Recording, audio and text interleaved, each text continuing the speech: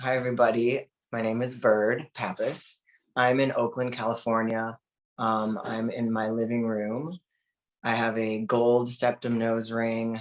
I'm sitting next to my desk slash altar. I have a green candle lit and some house plants and some crystals and some very cozy, comforting things. And it's very sunny out.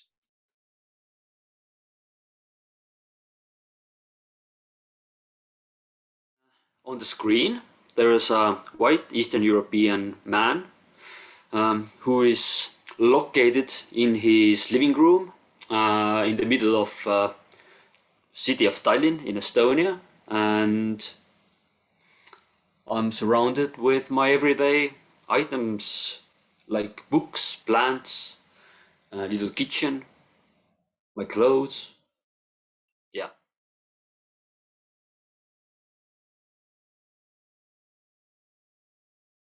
I'm Eleanor Rose. I'm a white woman sitting in my bedroom with white walls. I'm wearing a brown cable knit sweater, and there's a painting behind me, and I have a messy kind of updo.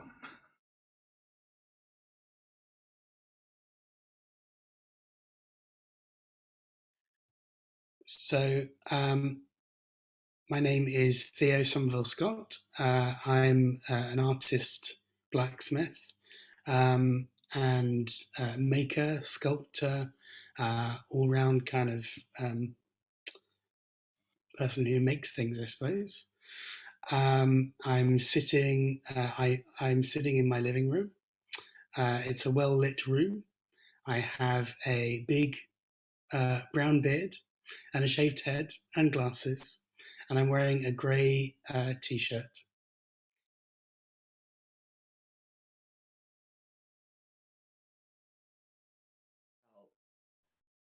A lot of pride and joy, like making stuff with my hands and being true to myself and learning more about like I guess the gender role thing has always sort of been a big thing on the forefront for me being a metal worker and being queer.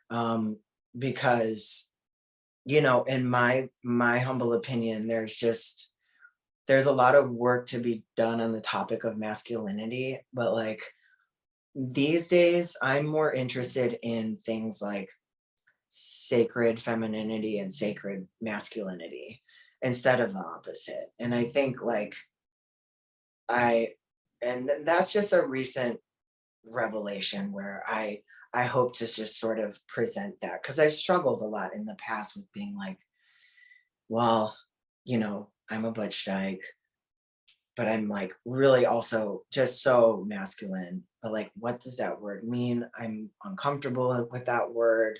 I don't really feel like I can fit into any kind of box or shape, even for that matter. Like I don't want to be grouped in with anybody else. And so, I just turned 43 and it's been a long process and a lot of ups and downs and uncertainty. And like I find that the sacred masculinity is really a phrase that I find very beautiful and powerful because like the world can be a real heavy dark place, and so I want to bring the light. And so like, and even with the metal, like it's like heavy, it's hard, it's sharp, it's so many intense things, and it also is like it is so elegant and it is so graceful, um and it's so beautiful. And like I just feel very very grateful for its existence. And yeah, so like the masculinity part, the metalworking and being in this field now for so many years has really really taught me a lot about myself, about like what my masculinity looks like, what I need to work on, like what I was shown growing up, and all that whole mixture that we all bring to the table in our lives. And so like it took me up until like my later 30s to just be like, I'm just gonna I'm gonna walk this path in like the best way that I can, and own my mistakes, and also have compassion for myself and others when they mess up. So like, you know, and there's plenty of opportunity for that in the world trades world, you know, and in any industry really. So like that, and luckily for me, I'm in a community that is like pretty open to that, you know, like, and you know, it's always amazing to me when I'm like just hanging with the guys, and they're, you know, like we can all totally get along and be cool, and also like joke or be fun with like just the world, and even our own masculinity or our own selves, you know, and it's very healing. And so I'm grateful for that. I'm grateful for this opportunity to get to kind of share that for people, because, you know, when thank goodness we're all at different stages all the time, because if I'm in a good place,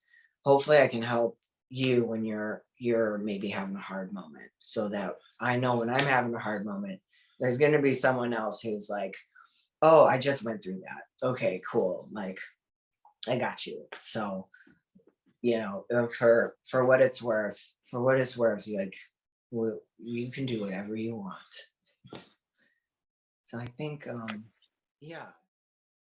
So, what means queerness for me? I would say that this is something which is opening up for me more and more. I haven't never read any articles or any theory about the studies of queerness. I know that it's a thing. Somewhere it's a thing. In Estonia, it's not yet a thing. When I grew up in Estonia, it's a former Soviet Union country. I grew up in the border city of Soviet Union. So you can imagine that when I grew up, there was not even this kind of concept of being gay. In Soviet Union, there were no disabled people, there were no gays, there were no queer people. There was not even that kind of vocabulary there. So basically, first time when I realized that there is this kind of gayness or queerness, basically hit me when I moved to capital city, where I went to art academy to study, and suddenly I found myself from a totally different world. For me, personally, I see queerness as something which is in between the conventional borders. So when I grew up, I always grew up in this bubble of classical Eastern European man who is a manly man, who is following the role models of other manly men of his society, and who has to fit into the cap which is made for you. You have to marry, get children, get yourself a loan, all that. When I found myself from art academy, I found out that, oh yeah, it's not the only way to be, it's not the only solution for life. So those borders became much more foggier, because I would say that if I would go to a regular Western European gay party, then I would still look like a macho Eastern European man, or this kind of regular Eastern European man. But if I'm among our macho guys, then I'm really queer. I'm definitely not fitting into this main idea of manliness. So for me, being queer is someone who don't bother himself too much with fitting in, that you have to fill this gap. Also, queerness for me means flexibility, that at the moment, my beliefs and my gender and my ideas about gender can be like they are, but maybe next year they're totally different. when my perspective opens even more somewhere, I find something more interesting, I have this possibility to change. So queerness is for me about not fitting in or not bothering yourself with fitting in, and ability and this freedom of transforming from one to another. So yeah, that's my concept personally for queerness. So queerness is complicated, I guess. I'm sure everyone would agree with that. I view myself as queer in the fact that I am trans. I came out 3.5 years ago, in the midst of grad school, and I don't know that I entirely love the word queer because it feels so like othering, but that's what I view queerness as, is I guess what the typically defined thing is.